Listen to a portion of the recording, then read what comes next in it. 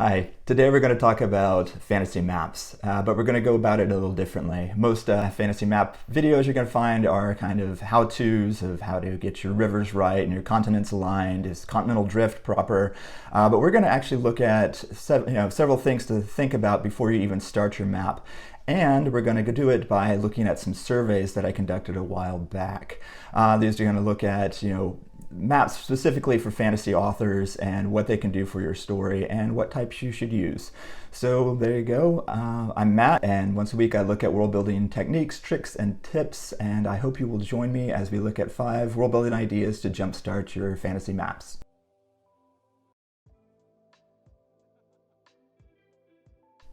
Fantasy maps seem to be a part and parcel of the genre itself. This can go back to Tolkien, even though it is slightly older.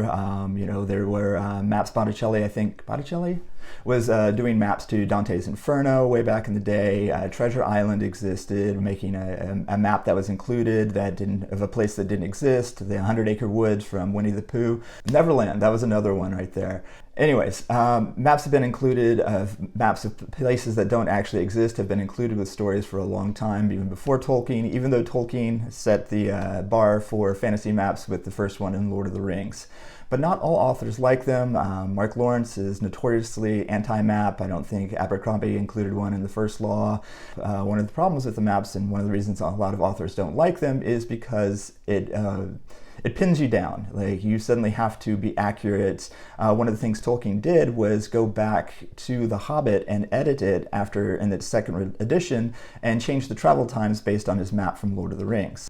So we have a couple of questions to consider before actually starting on a map to include one in your own series. The first question, do you actually need a map? Again, Lawrence has not included maps. I think he actually joked one time he was going to include a map and it was just a blank white page.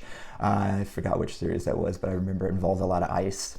Well, should you? That's a great question. I ran a survey a few years back and I looked at fantasy fans. I specifically did not include the world building community. I know, shock, but the idea was to actually look at what fantasy fans wanted rather than what world builders do, because a lot of world builders will spend a lot of times doing things like getting continental drift correctly and the currents and the air currents and that kind of thing. The question is that really necessary? Do you need to include a map for your fantasy story? And survey says actually 88% of audiences don't believe a map is necessary, so they fall into the Lawrence camp. However, because there's always a big but with these things, 87% of fantasy fans enjoy maps.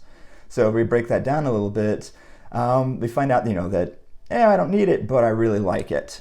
So, like dessert. And we also found out that 61% of audiences look at maps 5 or more times. And most of them do that in the first half. In fact, 88% of them look at the map more than 5 times in the first half of the story alone. Only 2.5% say they never look at a map. Again, the authors are a little afraid if I include a map and then my travel times are off, or I said it was north but it was actually east. What am I going to do? My audience is going to hate it. However, if you mess up, audiences said 78% of them said that they believe the text over the map itself. Second question you should consider is what subgenre you are working in.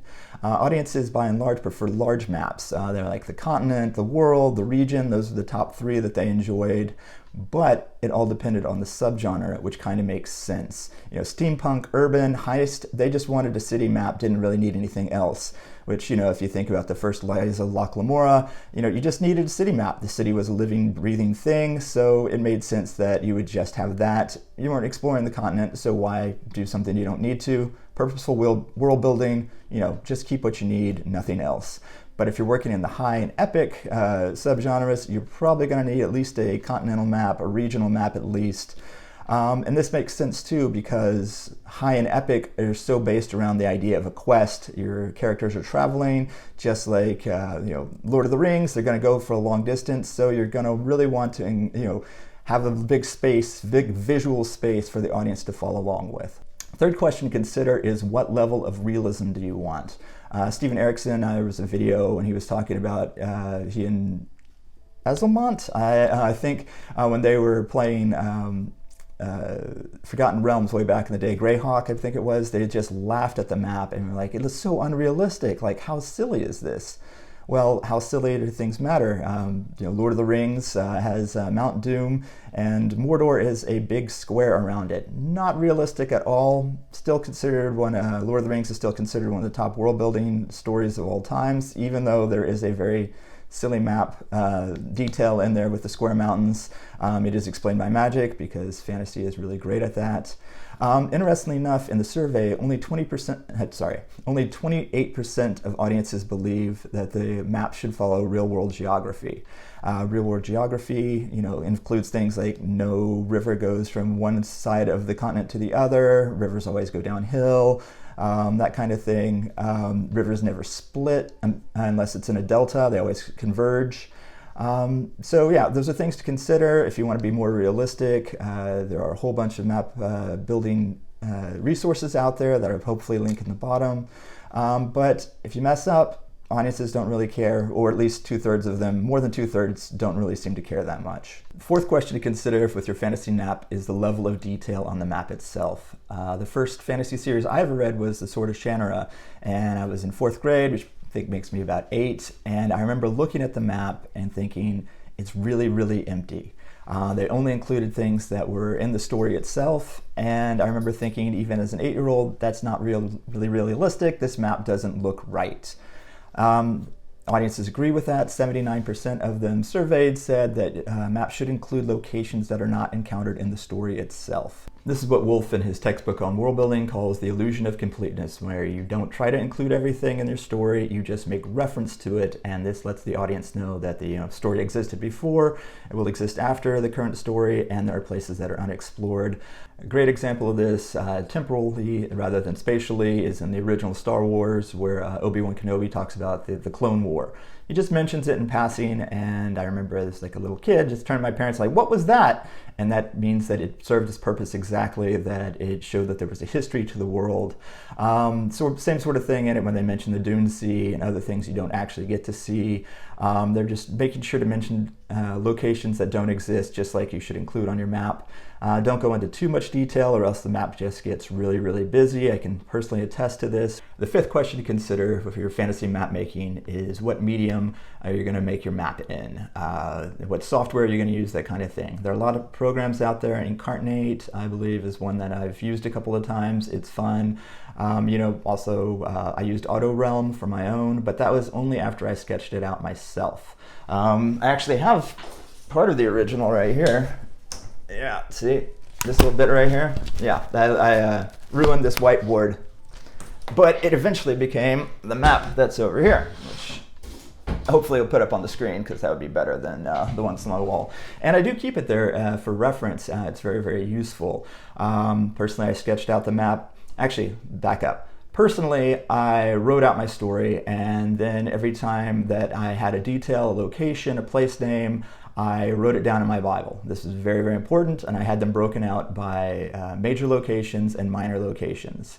And just like, a sentence of what it was supposed to be. And then I drew my map and realized things like, oh, this state is north of this state, so I'm going to draw that accordingly. Did it with a whiteboard, erased what I needed to, moved it, these are the rivers, that kind of thing. And then I designed it in a free program called AutoRealm. Maybe it's linked, and made some okay maps, especially for what I needed. I included them in the first version. They just didn't look very nice. So I did hire a professional, and she was such a professional, Soriara. Yeah. Anyways, hopefully link to her. I have trouble getting her now because everyone else has realized how amazing she is. And she was the kind that was like, this is inaccurate, I'm gonna fix this for you. But most part made a really, really great map for me that I've used ever since then. But before you do that, is this the kind of map that you want to make? I have this map right over here, and it is a tube map, like the London Tube, but of all the locations. And it's really, really cool. Kind of silly, but the maps don't need to be the regular flat on parchment paper kind of thing. Benedict Patrick, he had a recent release where a dark star dimension, and it's like a world within a world. I think like there's water and a sphere, and they're in the center, and it's pretty cool. And put in a whole different map of the dimensions itself. And real world example, there were some cultures in Greenland that used pieces of driftwood to make their coastline maps, and would just carve the driftwood so that all this is gonna turn in this way, hopefully there's a picture up on there. But these maps really useful for the people within the culture itself. I've seen some other examples where they use medieval style maps, which were not at all accurate, but this is a kind of cool example, or kind of be useful to show what the people think of the world itself. Yeah, so these are kind of neat to do with the maps from the culture itself, which makes it seem more immersive for the audience as they're encountering the maps in the same way the characters do. So there you go, those are 5 questions to consider before you start making your maps. Then once you do, there are a lot of resources out there. Please visit my website. I have a list of resources, some books. And once you've considered all these 5 questions, you'll have everything you need to build yourself a wonderful map.